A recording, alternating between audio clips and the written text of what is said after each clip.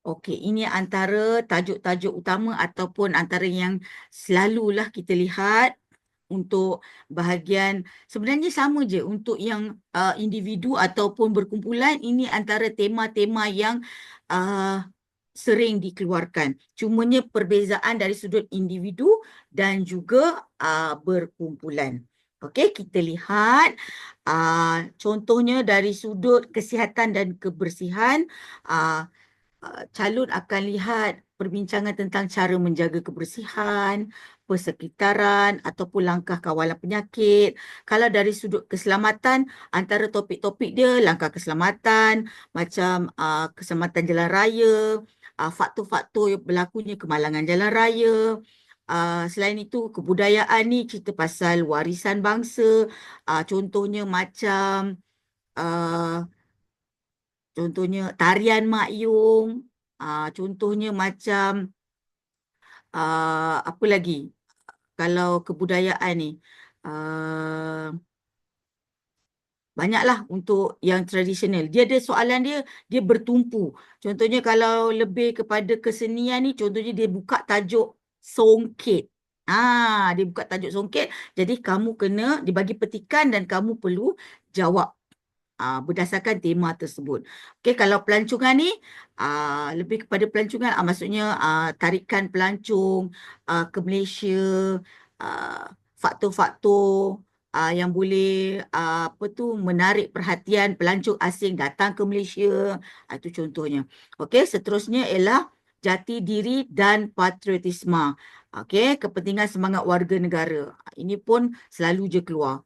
Okey, seterusnya ialah sains dan teknologi, inovasi terkini. Sekarang ni memang ini tajuk uh, yang paling orang kata diminati lah untuk dikeluarkan, sains dan teknologi. Sebabnya kita mengikut peredaran zaman. Jadi inovasi, aplikasi teknologi uh, dalam kehidupan seharian. Macam-macam lah. Dia akan, kadang-kadang dia kecilkan skop tu. Nanti kita akan tengoklah dengan lebih lanjut. Okey, seterusnya. Ada juga tema ekonomi, keusahawanan dan pengurusan kewangan. Maksudnya prinsip ekonomi, semangat keusahawanan, kepentingan pengurusan kewangan peribadi. Lepas tu ada alam sekitar. Tema dia isu alam sekitar, pemeliharaan dan pemeliharaan serta peranan teknologi hijau. Sebenarnya kalau nak ikut tema ya calon, uh, dia sangat besar. Okey, sebabnya untuk modul satu ni, saya nak terangkan bagaimana untuk kamu jawab bahagian A kan.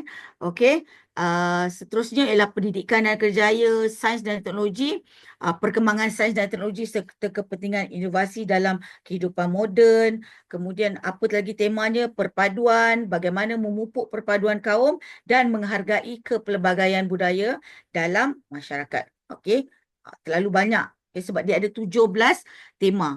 Ha, Kita tak boleh kata macam, ini saja ke keluar, ini saja ke keluar, kita tak tahu.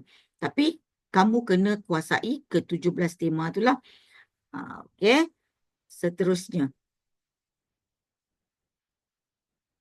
Okey, kita teknik menjawab ujian bertutur individu. Okey. Pertama, calon akan berada di satu bilik yang kita panggil dia bilik menunggu. Jadi, calon akan berada di sini.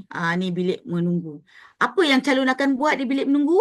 Okey, calon akan berada di bilik menunggu dan akan ada uh, guru ataupun gurulah yang akan beri kamu uh, petikan. Bila kamu dipanggil, kamu akan bersedia 3 minit sebelum dipanggil ke bilik sebenar.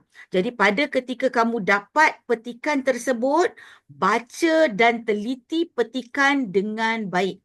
Kamu perlu bersedia untuk membaca di hadapan uh, pentaksir. Okey. Kamu ada masa sebelum kamu jumpa pentaksir, kamu ada masa 3 minit. Jadi kamu dapat petikan tu jangan sambil lewa. Kamu kena tengok petikan tersebut, baca satu persatu, cuba baca dengan uh, intonasi yang baik. ataupun digalakkan membaca dalam bahasa baku.